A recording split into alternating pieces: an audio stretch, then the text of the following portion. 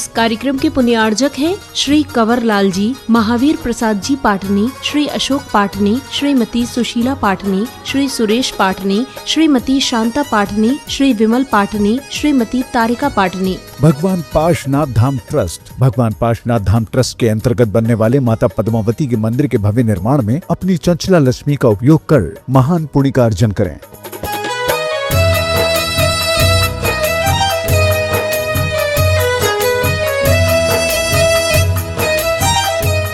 आचार्य श्री जी के चरणों में हम झुका रहे अपना माथा, जिनके जीवन की हर चर्या बन पड़ी स्वयं ही नवगाथा। जैनागम का जो सुधा कलश बिखराते हैं गली गली, जिनके दर्शन को पा करके खिलती मुरझाई हृदय कली। ओम गुरुमाचार्य भगवंत गुरुवे श्री विद्यासागर जी महामुनीन्द्र, आचार्य गुरुवे श्री समय सागर जी महामुनीन्द्र, अत्र अवतर संभो षट्ति आवाहनम, अत्र तिष्ठ तिष्ठ ठठ स्थापनम, अत्र मम सन्निहितो भव षट् सन्निधि करणम। संसारिक विषयों में पढ़कर मैंने अपने को भरमाया, इस राग देश की वैतरणी से अब तक पार नहीं पाया। तब ज्ञान सिंधु के जल कण से भव कालुष धोने आया हूँ। आना जाना मिट जाए मेरा, यह बंध काटने आया हूँ। ओम ब्रह्माचार्य भगवंत गुरुवे श्री विद्यासागर जी महामुनीन्द्र, आचार्य गुरुवे श्री समय सागर जी महामुनीन्द्र, जन्म जन्मृत्यु विनाशनाय जलम निर्वपामिति। श्री अविनाश जी, रमेश जी आ जाएं। जल जल कर अपना सर्वस्व लुटाया है, निज शांत स्वरूप न जान सका, जीवन भर से भुलाया है। चंदन सम शीतलता पाने अब शरण आपके आया हूँ। संसार ताप मिट जाए मेरा, चंदन वंदन को लाया हूँ। ओम ब्रह्माचार्य भगवंत गुरुवे श्री विद्यासागर जी महामुनीन्द्र, आचार्य गुरुवे श्री समय सागर जी महामुनीन्द्र, जन्म जन्मृत्यु विनाशनाय जलम निर्वपामिति। अतिशय जी, अलका जी, आस्तिक जी कृपया इंदौर से पधारें, कृपया सामने आ जाएं। जड़ को ना मैंने जड़ समझा नहीं, अक्षय निधि को पहचाना, अपने तो केवल सपने थे, भ्रम और जगत का भटकाना। चरणों में अर्पित अक्षत है, अक्षय पद मुझको मिल जावे, तब ज्ञान अरुण की किरणों से यह हृदय कमल भी खिल जावे। ओम ब्रह्माचार्य भगवंत गुरुवे श्री विद्यासागर जी महामुनीन्द्र, आचार्य गुरुवे श्री समय सागर जी महामुनीन्द्र, अक्षय पद प्राप्त यक्षतान निर्वपामिति। आज हमारे मंदिर निर्माण कमेटी से श्री जय कुमार जी बड़कुर का जन्म दिवस है, वे भी कृपया परिवार सहित आ जाएं सामने। इन विषय भोग की मदिरा पी में बना सदा से मतवाला, तृष्णा को तृप्त करे जितनी उतनी बढ़ती इच्छा ज्वाला में काम भाव विध्वंसी तु मन सुमन चढ़ाने आया हूँ। यह मदन विजेता बन न सके, यह भाव हृदय में लाया हूँ। ओम ब्रह्माचार्य भगवंत गुरुवे श्री विद्यासागर जी महामुनीन्द्र, आचार्य गुरुवे श्री समय सागर जी महामुनीन्द्र, काम बाण विध्वंसनाय पुष्पम निर्वपामिति। निर्मल कुमार जी कर्रापुर से। इस क्षुधा रोगी की व्यथा कथा भव भव से कहता आया हूँ। अति भक्ष्य भक्ष्य बके फिर भी मन तृप्त नहीं कर पाया हूँ। नैवेद्य समर्पण करके मैं तृष्णा की भूख मिटाऊंगा, अब और अधिक ना भटक सकूं, यह अंतर्बोध जगाऊंगा। ओम ब्रह्माचार्य भगवंत गुरुवे श्री विद्यासागर जी महामुनीन्द्र, आचार्य गुरुवे श्री समय सागर जी महामुनीन्द्र, शुद्धार विनाशनाय नैवेद्यम निर्वपामिति। बरकोटी परिवार आ जाए। मोहाधिकार से व्याकुल हो निज को नहीं मैंने पहचाना, मैं राग द्वेष में लिप्त रहा, इस हाथ रहा बस पछताना। यह दीप समर्पित है मुनिवर मेरा, तम दूर भगा देना, तुम ज्ञान दीप की बाती से मम अंतर दीप जला देना। ओम ब्रह्माचार्य भगवंत गुरुवे श्री विद्यासागर जी महामुनीन्द्र, आचार्य गुरुवे श्री समय सागर जी महामुनिंद्राय मोहांधकार विनाशनाय दीपम निर्वपामिति स्वाहा इन्हें अशुभ कर्म ने गौर हमारा समाज आ जाए। इन्हें अशुभ कर्म ने घेरा है, मैंने अब तक यह माना था, बस पाप कर्म तज पुण्य कर्म को चाह रहा अपनाना था। शुभ अशुभ कर्म सब रिपुदल है, मैं इन्हें जलाने आया हूँ, इसलिए गुरु तब चरणों में यह धूप चढ़ाने आया हूँ। ओम ब्रह्माचार्य भगवंत गुरु श्री विद्यासागर जी महामुनिंद्राय आचार्य गुरु श्री समय सागर जी महामुनिंद्राय अष्टकर्म देनाय धूपम निर्वपामिति।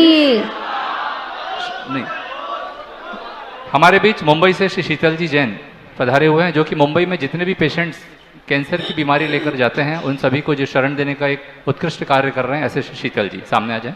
भोगों को इतना भोगा कि खुद को ही भोग बना डाला, साध्य और साधक का अंतर मैंने आज मिटा डाला। मैं चिदानंद में लीन रहूं, पूजा का यह फल पाना है, पाना था जिसके द्वारा वह मिल बैठा मुझे ठिकाना है। ओम ब्रह्माचार्य भगवंत गुरु श्री विद्यासागर जी महामुनिंद्राय आचार्य गुरु श्री समय सागर जी महामुनिंद्राय मोक्ष फल प्राप्ताय फलम निर्वपामिति। श्री रमेश जी प्लास्टिक परिवार से कुमारी अदिति, कुमारी आर्या, अविनाश जैन। जग के वैभव को पाकर मैं निश दिन के साल मस्त रहा, चारों गतियों की ठोकर को खाने में ही अभ्यस्त रहा। हूँ स्वतंत्र ज्ञाता दृष्टा, मेरा पर से क्या नाता है, कैसे अनर्घ पद पा जाऊं यह अरुण भावना भाता है। ओम ब्रह्माचार्य भगवंत गुरु श्री विद्यासागर जी महामुनिंद्राय आचार्य गुरु श्री समय सागर जी महामुनिंद्राय अनर्घ पद प्राप्ताय अर्घ्यम निरूपामिति। समस्त परवारपुरा महिला मंडल। भावों की निर्मल सरिता में अवगाहन करने आए हैं, हम सबके सारे दर्द हरो या अर्घ बैठने लाए हैं। तपो मूर्ति है, आराधक है, योगीश्वर है, महासंत यह भक्ति कामना देख सके, युग युग तक आगामी बसंत। समय सार की गाथाओं को निज जीवन में ढाल रहे, आगम की हर आज्ञा को जो अक्षर अक्षर पाल रहे, विद्या गुरु की परिपाटी को विनत भाव से बढ़ा रहे। आचार्य समय सागर गुरुवर्य चरण अर्घ हम चढ़ा रहे, जिनकी चर्या में चर्चा में यह मूलाचार्य समाया। शिव ज्ञान गुरु विद्यासागर से पाया है, जयवंत रहो इस धरती पर विद्या गुरु के वरदान से हो, आचार्य समय सागर गुरुवर यह अर्घ्य मेरा स्वीकार करो। ओम ब्रह्माचार्य भगवंत गुरु श्री विद्यासागर जी महामुनिंद्राय आचार्य गुरु श्री समय सागर जी महामुनिंद्राय गुरु नाम गुरु श्री ज्ञान सागर जी महामुनिंद्राय त्रिन्यो नव कोटि मुनीश्वरेभ्यो नमः। जयमाला पूर्णार्घ्यम निर्वपामिति स्वाहा। बोलिए आचार्य भगवान श्री 108 समय सागर जी महाराज की जय, समस्त आचार्य संघ की जय।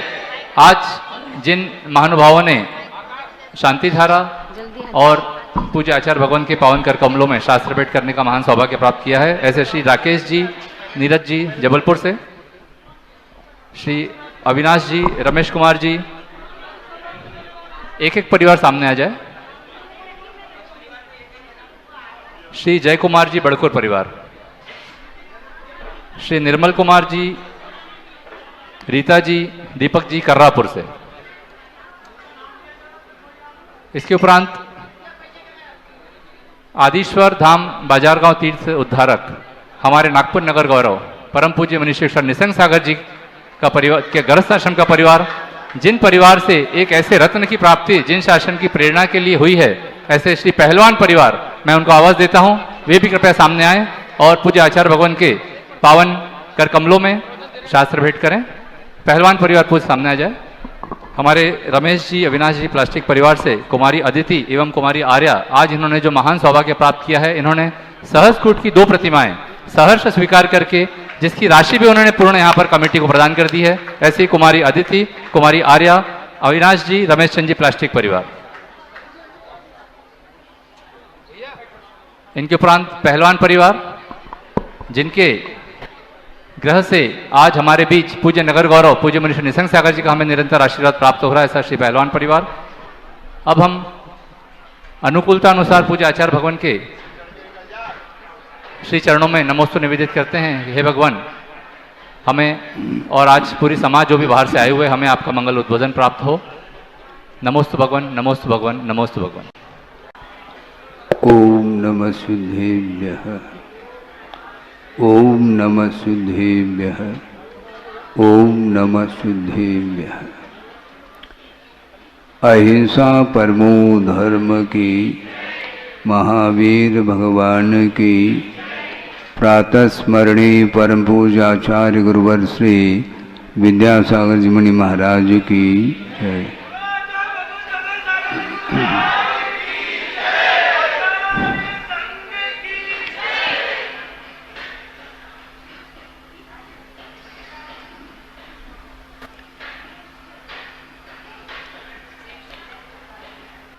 भक्ति के माध्यम से भी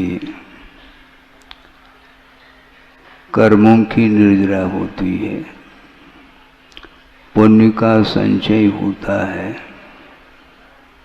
बल्कि परंपरा से वह निर्माण के लिए भी कारण सिद्ध होता है। इस प्रसंग में एक श्लोक स्मरण में आ रहा है, वो आपके सामने रख करके 10-1 मिनट में इस विषय को स्पष्ट किया जा सकता है। श्लोक है, एकापि समर्थेयम जन भक्तिर दुर्गतिम निवारयितुम पुण्यानि च पूरयितुम दातुम मुक्तिश्रियम कृतिनः।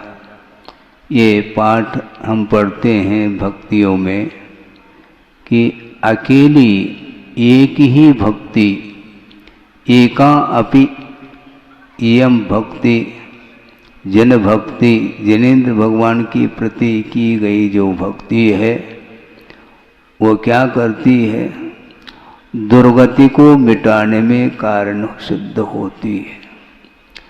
दुर्गति से बचना चाहो तो प्रभु की भक्ति करो, और प्रभु के स्वरूप को बताने वाले जो गुरु हैं उनकी भी भक्ति करोगे तो निश्चित रूप से दुर्गति से हम अपने आप को बचा सकते हैं। बहुत ज़्यादा गहरा ज्ञान नहीं है, मान लो कर्म सिद्धांत संबंधी, जीव सिद्धांत संबंधी भिन्न भिन्न अणुओं की अपेक्षा से गूढ़ तत्व का ज्ञान नहीं हो पा रहा है। इसलिए महाराज हम क्या करें, करना क्या है, आपको भी वही करना है जो हमें करना है। जिनेंद्र भगवान की भक्ति और गुरुदेव की भक्ति निरंतर करते रहिएगा, किंतु प्रतिफल के रूप में मुझे कुछ नहीं चाहिए, क्योंकि प्रभु बनना या लक्ष्य होना चाहिए। प्रभु की, गुरु की आराधना जो की जाती है वह निरपेक्ष भाव के साथ ही की जाती है, कोई उसमें अपेक्षा नहीं रहती है, क्योंकि संसारी प्राणी को और कुछ अपेक्षा नहीं सिवाय राग के। वो राग को पसंद करता है, और वीतरागी प्रभु के चरणों में जाने के बाद भी हमें राग ही यदि इष्ट है तो भगवान क्या कर पाएंगे इसमें, जबकि उनकी चरणों में जाकर के उनकी आराधना करने के लिए हम तत्पर हैं। उसके पीछे लक्ष्य एक ही होना चाहिए, कर्मक्षयार्थम। जो राग द्वेष मोह आदि के भावों के माध्यम से कर्म का जो अर्जन होता है, पाप कर्म का जो अर्जन होता है, उसको धोने के लिए प्रभु के चरणों में मैं आया हूँ। इस प्रकार वह मन में भाव लाता है। कौन? भक्त। हाँ, सही मायने में भक्त हो तो वो लाएगा, और लाना चाहिए, क्योंकि जिन चीज़ों को छोड़ करके प्रभु बने हैं वो आपको राग देने के लिए थोड़ी बैठे हैं। राग वस्तुतः पतन के लिए कारण है। वो कौन सा राग? विषयानुराग। पंचेंद्रिय के विषयों के प्रति जो राग उत्पन्न होता है उसके माध्यम से ही कर्म का, पाप कर्म का अर्जन होता है। इसलिए वस्तुतः उस प्रकार के परिणाम निरंतर करते रहें जिसके माध्यम से अतीत में अज्ञान दशा में कषाय के वशभूत होकर के, इंद्रियों के वशभूत होकर के जो रागादिक भाव किए हैं उसके माध्यम से अर्जित जो पाप है वह भिन्न भिन्न द्रव्य क्षेत्रादि के निमित्त को लेकर के उदय में आता है और वह फल देता रहता है। और वह फल कहाँ देता है? जहाँ पर उसका क्षेत्र उपयुक्त हो। किसी ने मान लो देवायु का बंद कर लिया तो वह कर्म यहाँ नहीं फैलेगा, क्योंकि यहाँ पर औदारिक शरीर है और वहाँ पर वैकृक शरीर है। उस वैकृक शरीर के साथ ही उस देवायु का संबंध है, स्वर्गों के अपेक्षा से कहा है। हालांकि नरक गति में भी वैकृक ही शरीर है, किंतु वहाँ पर नरकायु का उदय हो रहा है, नरक गति का उदय है, इसलिए वह नारकी शरीर को प्राप्त कर लिया है। और ऊपर जो पहुँचता है वह शुभ परिणाम के माध्यम से देवायु का, देवगति का बंद कर देता है, तो वहाँ पर उसको फल मिलता है। फल तो मिलना अनिवार्य है। बहुत अच्छा प्रसंग याद आ गया आपके पुण्य के उदय से, क्योंकि आपने निवेदन किया था कि महाराज 10 ही मिनट सही। हाँ ठीक है, तो 10 मिनट सही, हमें क्या दिक्कत है? 10 मिनट में 2-2, 3-3 बार तालियां बज रही हैं, फिर से बज गई। एक सज्जन ने कहा, अभी भी मुझे स्मरण में है, कि महाराज ऐसा आशीर्वाद दे दो मेरा जन्म हो तो किसी गरीब के यहाँ हो। आपको आश्चर्य लगेगा, ये कौन सी मांग है?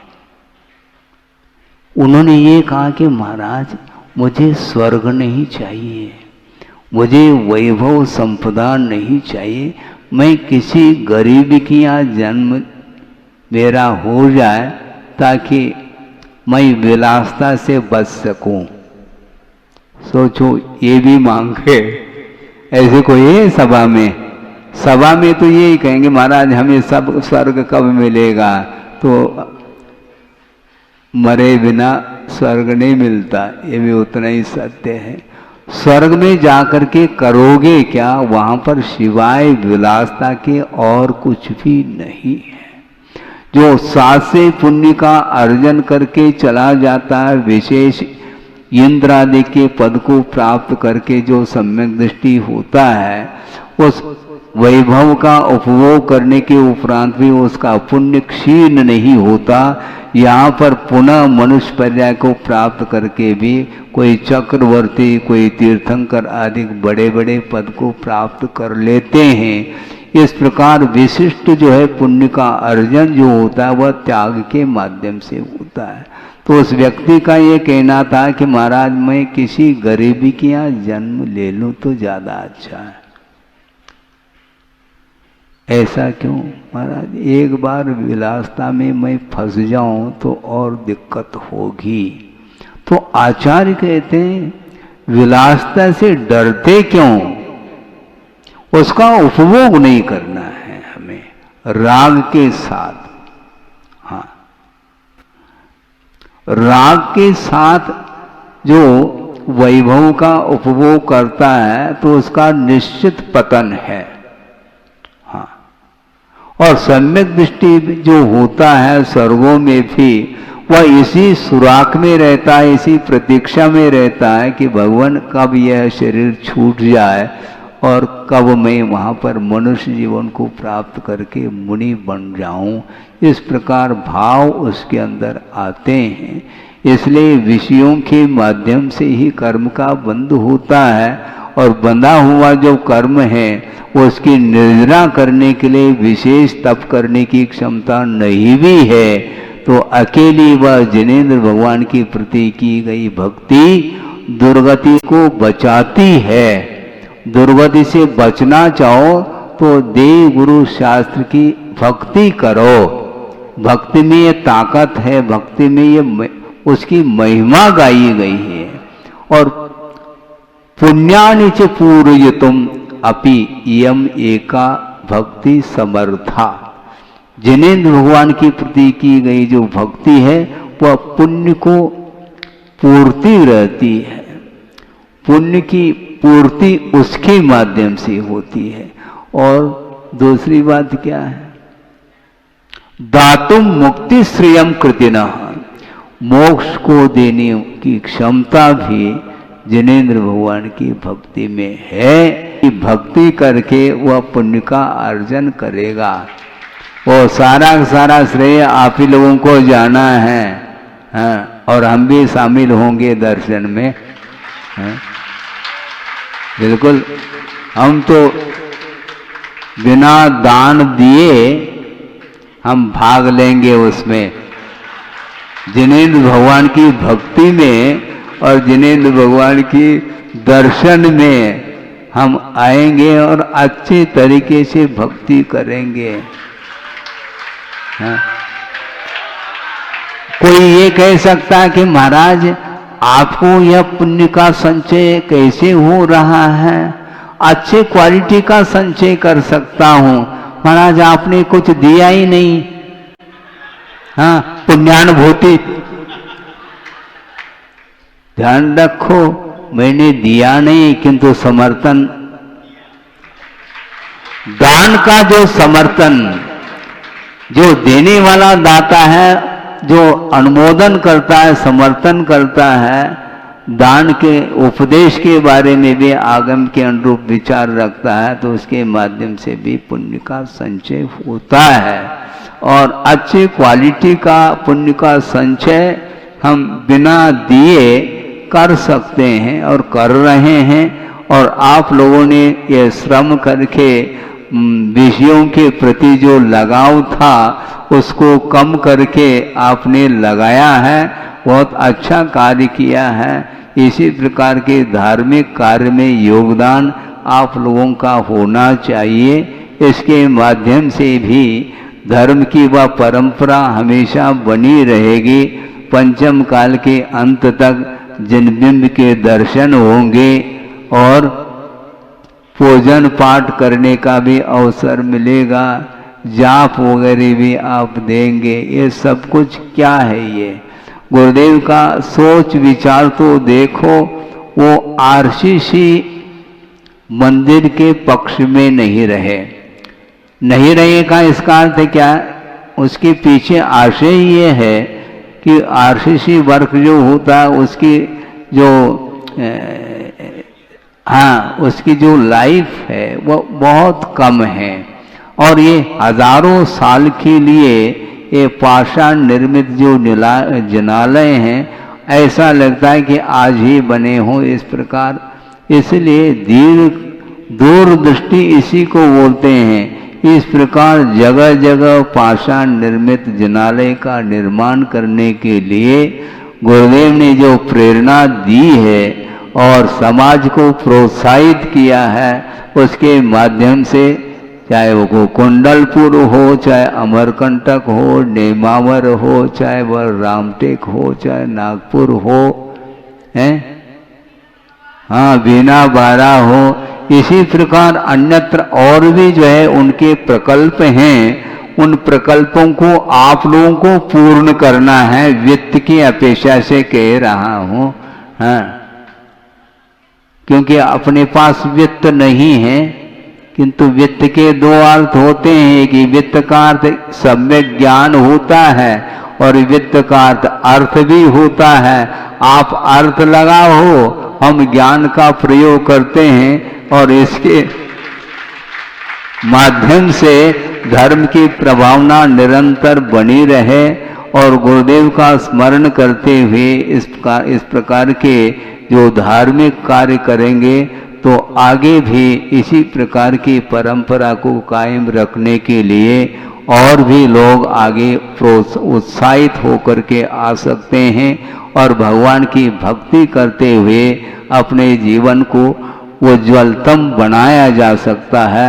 बनाने के लिए ही इस प्रकार के आगम में ये सब विषय दिए हैं और उसी में से एक आध श्लोक दे करके हमने आपके सामने कुछ विषय रखा है।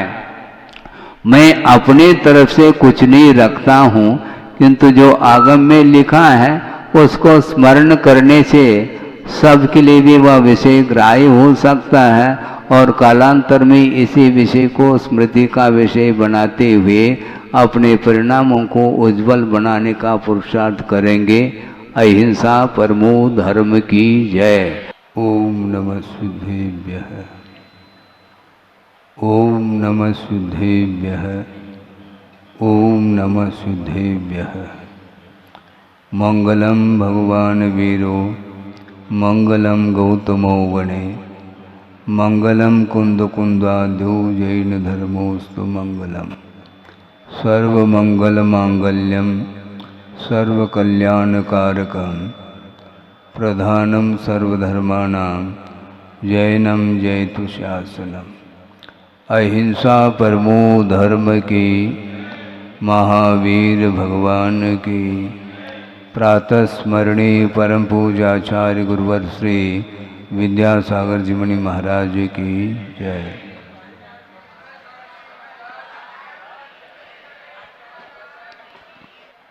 आश्रव को रोकने के लिए बहुत सारे साधन हैं। मनोवचन काय की चेष्टा के माध्यम से कर्मों का आश्रव होता है, उसको रोकने का नाम संवर कहा है। किंतु वो कर्म रुके कैसे? रोकने के लिए बहुत सारे साधन हैं। पात्र के अनुरूप अनुप्रेक्षाओं के माध्यम से भी कर्म को रोका जा सकता है। बार बार चिंतन करने का नाम अनुप्रेक्षा है। पुनः पुनः चिंतन उसी को किया जाता है। आप बहुत जल्दी विकल्प में आ सकते हैं, ऊब सकते हैं, तो ऊबने से काम नहीं चलने वाला। तत्व को बार बार दोहराया जाता है। स्वरूप समझने के बाद भी उसी को रिपीट किया जाता है। मरना सबको एक दिन, अपनी अपनी बार। इसके बाद भी ट्रीटमेंट के लिए वह खड़ा हुआ है। अब क्या कहें महाराज, हैं? अपनी अपनी बार भी कह रहा है और उपचार भी जारी है। उपचार का निषेध नहीं, किंतु मणि मंत्र तंत्र बहु होई, मरते न बचावे कोई, ये चढ़ाला में पंक्ति पढ़ते हैं। मरण से कोई भी बचा नहीं सकता। वह इंद्र भी आ जाए तो भी मरण से बचाने में वह असमर्थ सिद्ध होता है। यदि देवों के द्वारा, क्षेत्रपाल आदि के द्वारा, मंत्र तंत्र इत्यादि के माध्यम से यदि हम मरण से बचा सकते हैं, ऐसा यदि मानते हैं, तो वह स्वयं इंद्र मरण को प्राप्त हो रहा है। अपने आप के मरण से वह स्वयं बचा नहीं पा रहा है, फिर वह दूसरे को कैसे मरण से बचा सकता है? अपनी अपनी बात कहा है। आउ खयेन मरणम आयु का जब क्षय हो जाता है तो निश्चित रूप से मरण अनिवार्य है।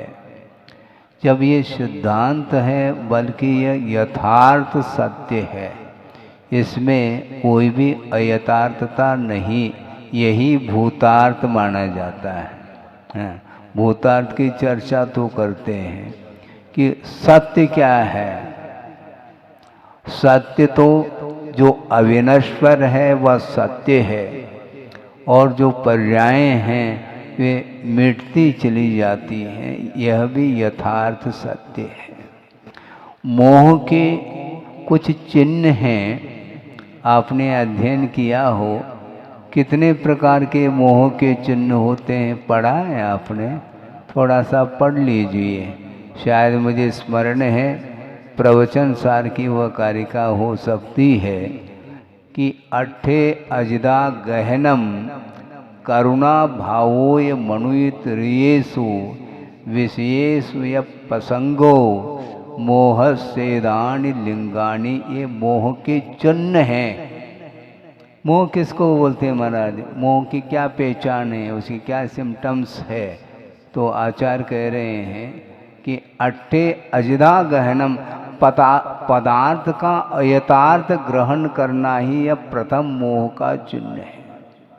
जैसा पदार्थ का स्वरूप है उस स्वरूप के अनुरूप उसको ग्रहण करते हैं तो मोह का अभाव हो सकता है, किंतु पदार्थ का जैसा स्वरूप नहीं है वैसा ग्रहण करना ये मोह के बिना बनता नहीं है। और मोह हमेशा यथार्थ स्वरूप से विपरीत ही पदार्थ को दर्शाता है, जिसका नाम मोह है। मुह्यते इति मोह, वो मोहित करता है। हाँ, यथार्थता का बोध बिना सम्यक दर्शन के संभव नहीं है। सम्यक दर्शन के अभाव में पदार्थ का यथार्थ ग्रहण नहीं होता, और सम्यक दर्शन होने के बावजूद भी पदार्थ का यथार्थ स्वरूप ज्ञात होने के बावजूद भी वह मोह को छोड़ नहीं पाता, क्योंकि श्रद्धान का विषय मात्र बना है। आचरण की अपेक्षा से वह अभी भी कोसों दूर खड़ा है। श्रद्धान मात्र है कि वस्तु नश्वर है, इसके बाद भी उसकी सुरक्षा का भाव रखता है। इसलिए कहा जा रहा है, जब आयु कर्म के आधार से आपका जब जीवन चल रहा है, जितने भी प्राण हैं वो उन सभी प्राणों का यदि कोई राजा है तो वह आयु है।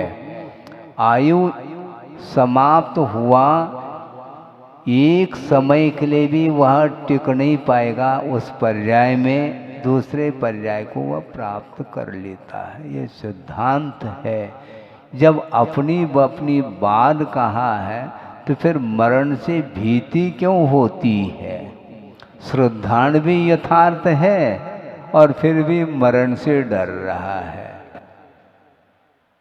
ये सब क्या है बोलो?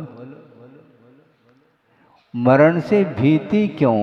जब श्रद्धान हो चुका है तो फिर बाद में भीति नहीं होनी चाहिए, कायदे से देखा जाए।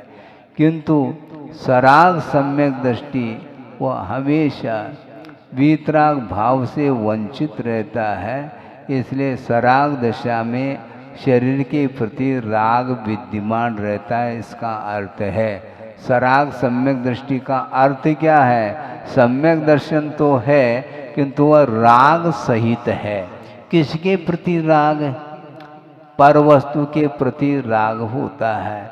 उसमें भी निकटवर्ती जो पदार्थ है वह शरीर है, और शरीर के प्रति जिसका मोह समाप्त हो गया उसको मृत्यु से भीति नहीं,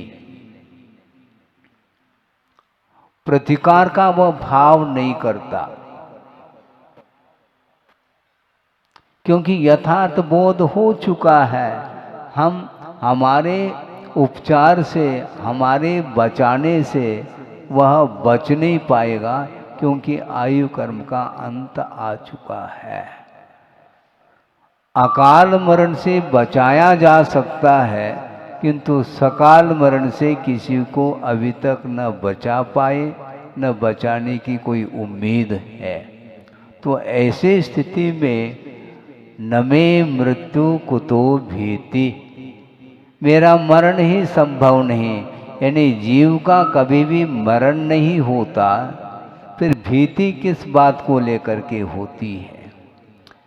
यह सर्प है, अजगर है, व्याघ्र हैं और भी जो हिंसक पशु हैं, उनसे भीति क्यों होती है? उनसे भीति इसलिए होती है क्योंकि जिसको मरण से भीति है उसी को उन जीवों से भय उत्पन्न होता है।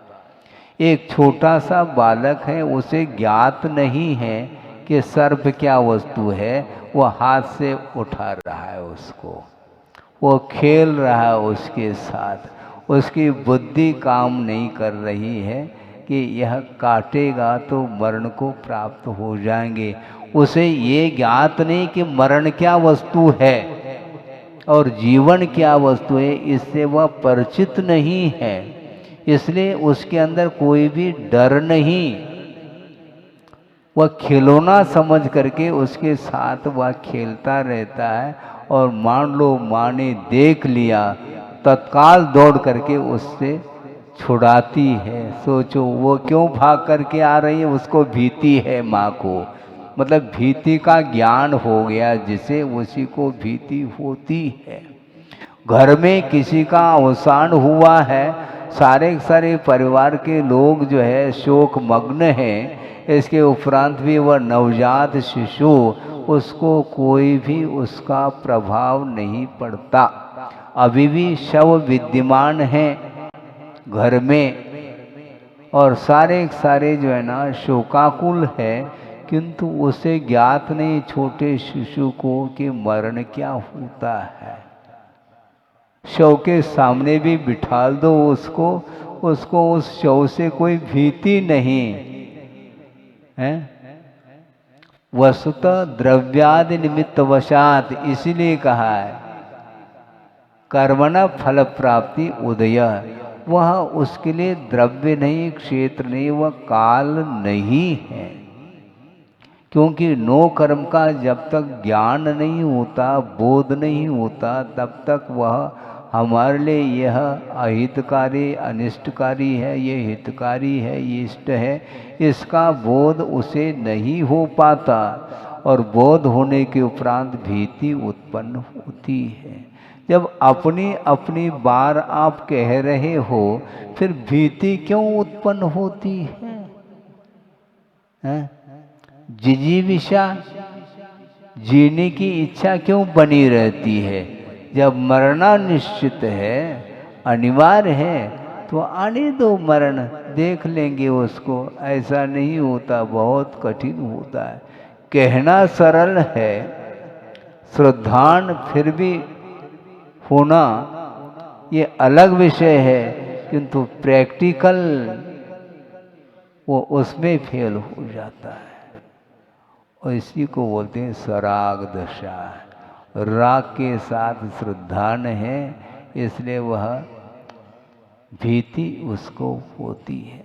और जब समय वैराग्य उत्पन्न हो जाता है, फिर उसको कोई भी भीति नहीं होती और वह बुद्धि पूर्वक जहाँ पर हिंस्र वन्य पशु हैं वहाँ पर जा कर के साधना करने के लिए वह कटिबद्ध हो जाता है। ये क्षण वह है जिस क्षण में उन्हीं वस्तुओं से वह डर रहा था, भयभीत था, अपनी रक्षा की बात करता था, अब अपनी रक्षा की बात नहीं, आत्मा की रक्षा करो। और आत्मा की रक्षा कैसे करेंगे?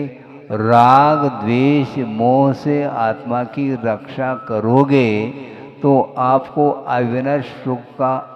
अविनश्वर सुख का लाभ हो सकता है। आत्मा की रक्षा करो। गोपनम इति गुप्ति, जिसके माध्यम से आत्मा की रक्षा होती है उसका नाम गुप्ति कहा है आचार्यों ने। इसलिए डरो नहीं, नहीं तो यहीं डरे रहोगे।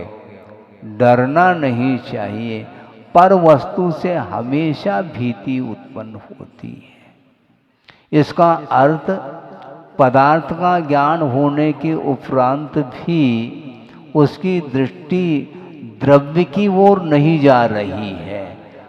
किसकी ओर जा रही? द्रव्य अर्थात धन की ओर दृष्टि जाती है उसकी। द्रव्य अर्थात वस्तु का स्वरूप है और द्रव्य का अर्थ धन भी होता है। धन के माध्यम से अपनी जीवन की रक्षा करना चाहता है, जबकि धर्म के माध्यम से आत्मा की रक्षा होती है। किंतु यह बात समझ में नहीं आती है, बहुत कठिन है। लेकिन कठिन हो कर के भी निरंतर हम प्रयासरत रहेंगे तो निश्चित रूप से यथार्थ पदार्थ का बोध हो सकता है। इसलिए अट्टे अजिदा गहनम, पदार्थ का अयथार्थ ग्रहण करना यह मोह का चिन्ह है। हाँ? भूतार्थ अब बोल देते हैं, लेकिन मोह के कारण वह भूतार्थ अर्थात सत्यार्थ वह साइड में रह जाता है और पुनः वह व्यवहार में उलझता चला जाता है। अच्छे अच्छे साधक भी इसमें फेल हो सकते हैं, और फेल होने में आश्चर्य नहीं, पास होने में आश्चर्य है। उत्तुंग पर्वत है और पर्वत के ऊपर तूफान चल रहा है, आंधी जिसको बोलते हैं, और उस तूफान में उस उत्तुंग शिखर पर्वत के शिखर पर यदि किसी ने दीपक जला दी और वह दीपक बुझ जाए, इसमें आश्चर्य नहीं, किंतु फिर भी यदि दीपक जल रहा है तो इसमें आश्चर्य है। उसी प्रकार इस पंचम विषम काल में कोई फेल हो रहा है, इसमें आश्चर्य नहीं। फेल होने वालों की संख्या तो ज़्यादा रहेगी, अल्प बहुत फेल होने की संख्या ज़्यादा, और पास होने वाले तो बिल्कुल एकांत कोई पास हो पाता है। ये स्थिति है। मोह रूपी आंधी चल रही है और सम्यक दर्शन रूपी दीपक को सुरक्षित रखना है, और सम्यक दर्शन रूपी दीपक एक बार बुझ जाए तो पुनः सम्यक दर्शन को हम प्राप्त कर लें, खेल नहीं है, बहुत दुर्लभतम वस्तु है। भोजन थोड़ी करना है, हम सम्यक दर्शन प्राप्त कर लेंगे। कैसे प्राप्त कर लोगे? प्राप्त करना अत्यंत कठिन है, क्योंकि मोह के कारण वस्तु तत्व का यथार्थ स्वरूप ज्ञात नहीं हो पाता, और ज्ञात होने के उपरांत भी तदनुरूप अपना जो जीवन है उसमें ढालना और अत्यंत दुर्लभतम माना गया है। इसलिए अयथार्थ वस्तु का जो ग्रहण है वह मोह के कारण ही होता है। मोह का अभाव हो जाए तो पर वस्तु के प्रति दृष्टि समाप्त हो जाएगी। वीतराग सम्यक दर्शन के बिना मोहनी कर्म का क्षय अर्थात अवशिष्ट जो चारित्र मोहनी संबंधी कर्म हैं उनका क्षय करने के लिए संयम की बड़ी आवश्यकता है।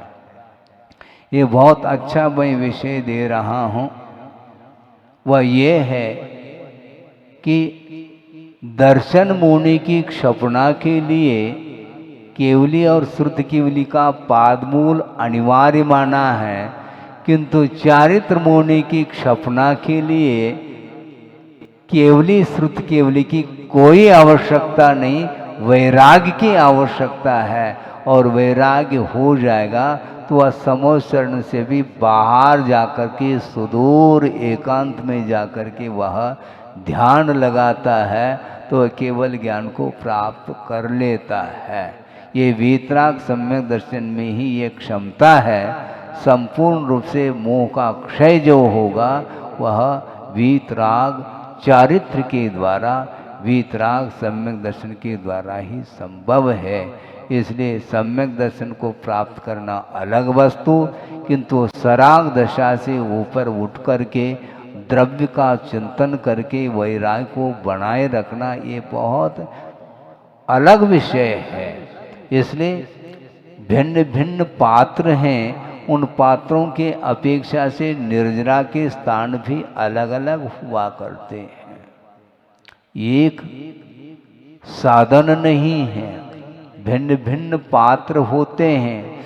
मिथ्या दृष्टि की जो सामान्य निर्जरा होती है उससे असंख्यात गुणी निर्जरा, अर्थात जो सम्यक दर्शन के सम्मुख जो मिथ्या दृष्टि है, जो अंतर्मूर्त के उपरांत जिसे सम्यक दर्शन उत्पन्न होना है, तो उस मिथ्या दृष्टि की जो निर्जरा सामान्य रूप से हो रही है उससे असंख्यात कर्मों की निर्जरा सम्यक दर्शन उत्पन्न होने के प्रथम समय में होती है। और उसमें जो निर्जरा हो रही है उससे असंख्यात कर्मों की निर्जरा देश संयमी की होती है, उससे असंख्यात कर्मों की निर्जरा महाव्रती की होती है।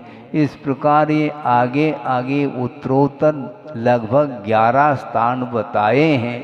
ऊपर के स्थानों का मैं वर्णन इसलिए करना नहीं चाहता कि वो बहुत सूक्ष्म विषय है, वह जन साधारण का विषय नहीं होने के कारण ये मुख्य रूप से 2-3 स्थान हैं जिनमें परस्पर में निर्जरा की ओर ध्यान देते हैं, तो उत्तरोत्तर निर्जरा की मात्रा बढ़ती गई है।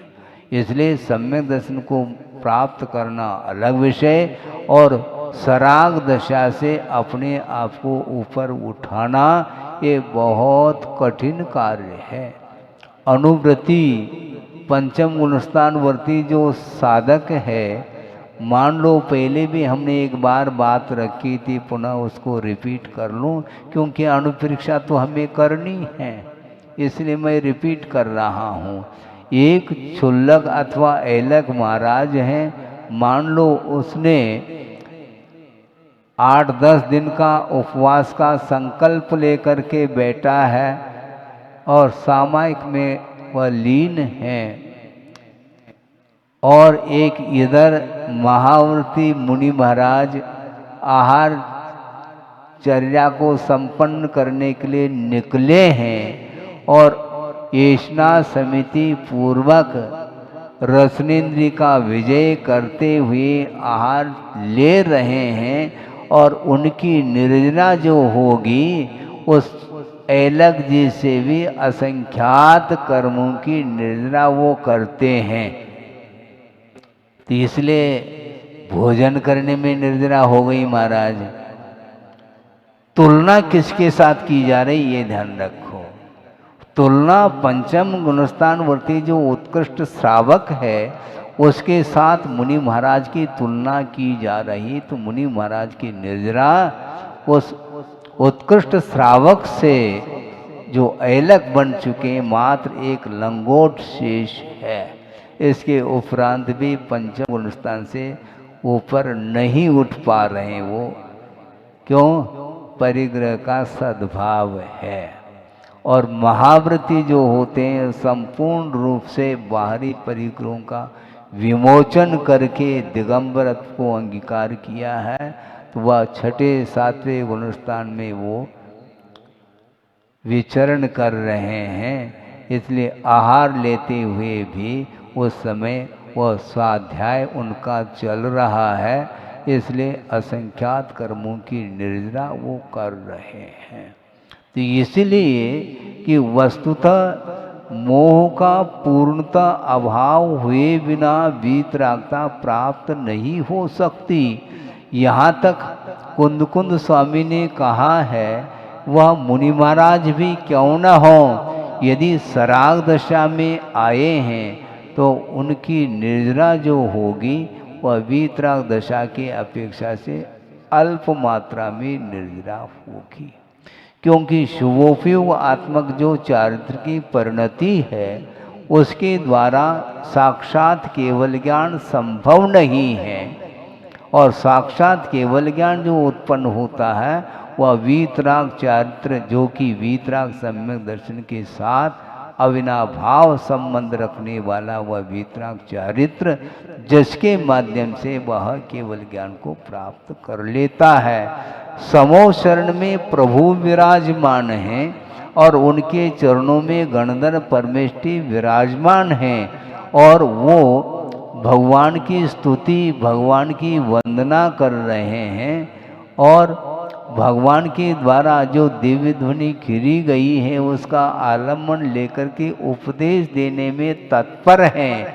इसके उपरांत भी गणधर परमेष्टि ही कह रहे हैं कि उपदेश देते समय, वंदना करते समय, स्तुति आदि जो शुभोपयोगात्मक जो प्रवृत्ति है, चारित्र की प्रवृत्ति, उसके साथ केवल ज्ञान संभव नहीं है और उनको भी वीतरागता का अनुभव नहीं हो पा रहा है सराग दशा में। और आजकल इस प्रकार की भी चर्चा करने वाले स्वाध्यायशील बंधु हैं जो चतुर्थ गुण स्थान में ही उनको वीतरागता का अनुभव होने लगा है।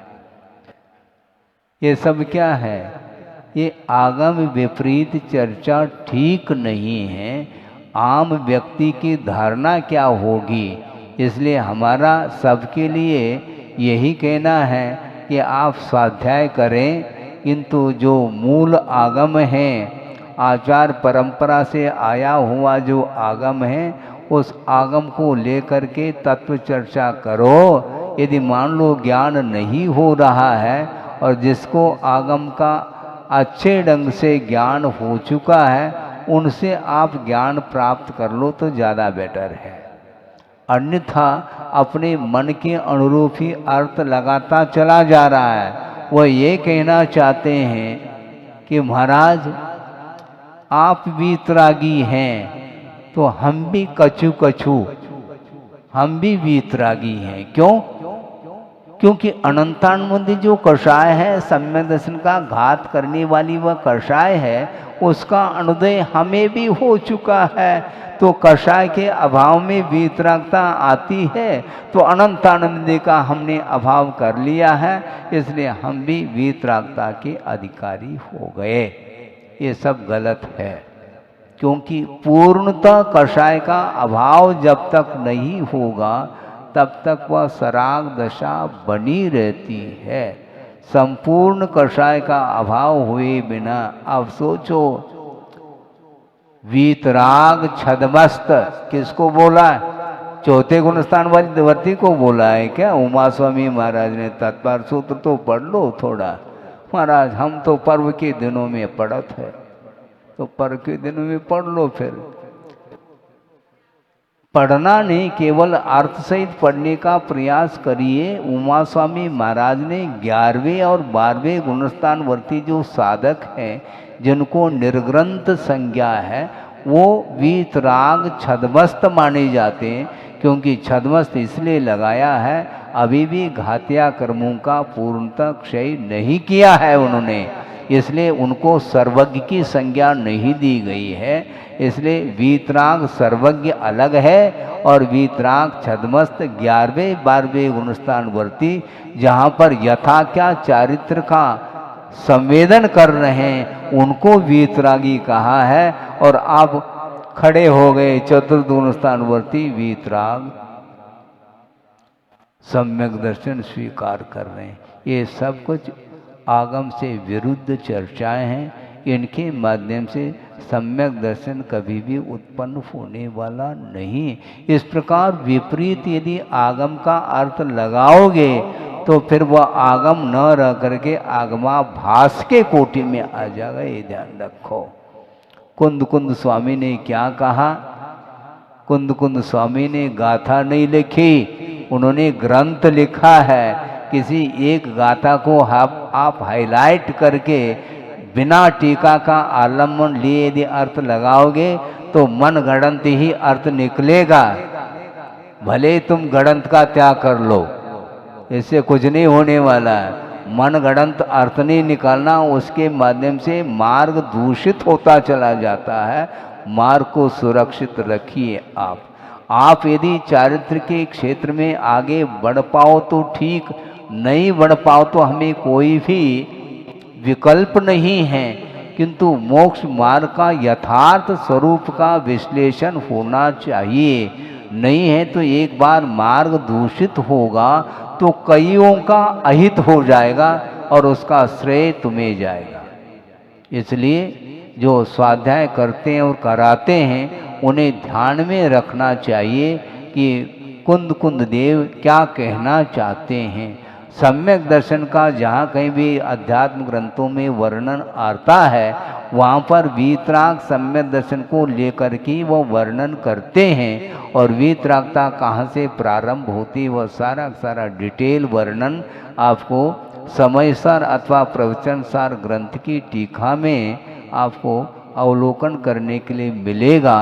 इसलिए आपको ये चाहिए कि आप अर्थ लगाइए, किंतु मन के अनुरूप नहीं, किंतु आगम के माध्यम से आपको अर्थ निकालना चाहिए। तो मैं ये कह रहा था कि पदार्थ का अयथार्थ ग्रहण करना ये मोह का बहुत बड़ा चिन्ह माना जाता है।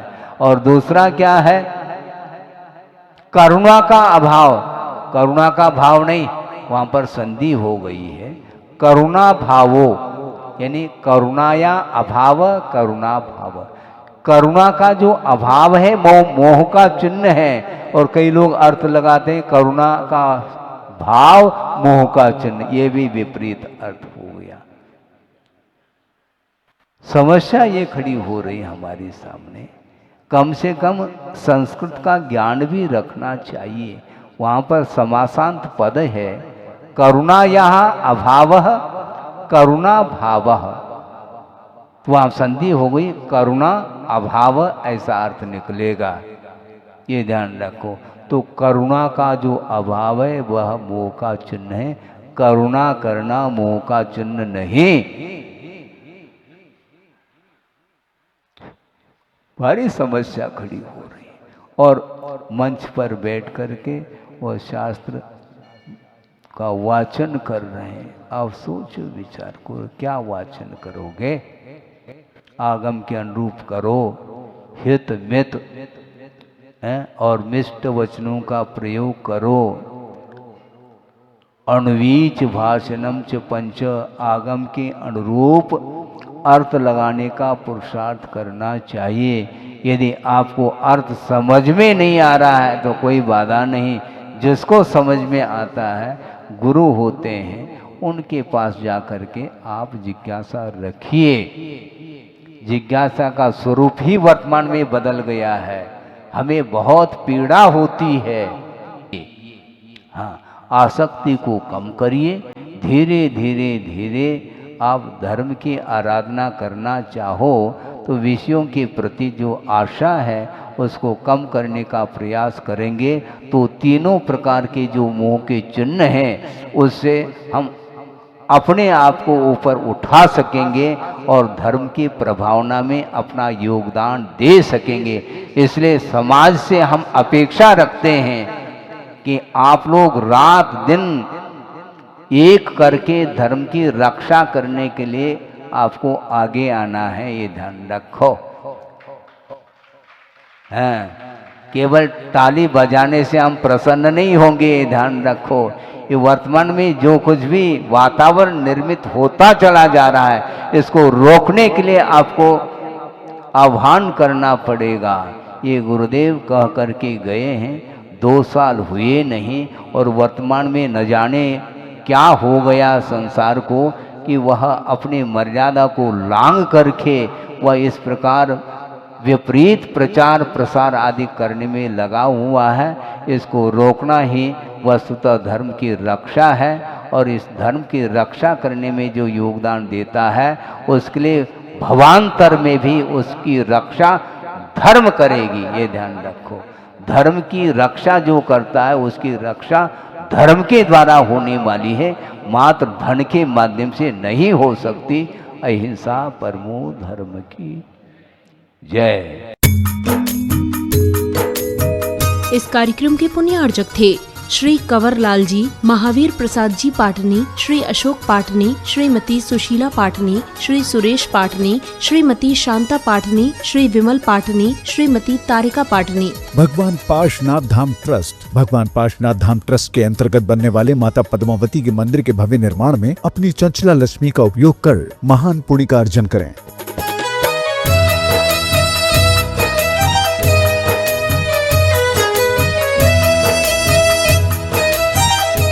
राष्ट्रीय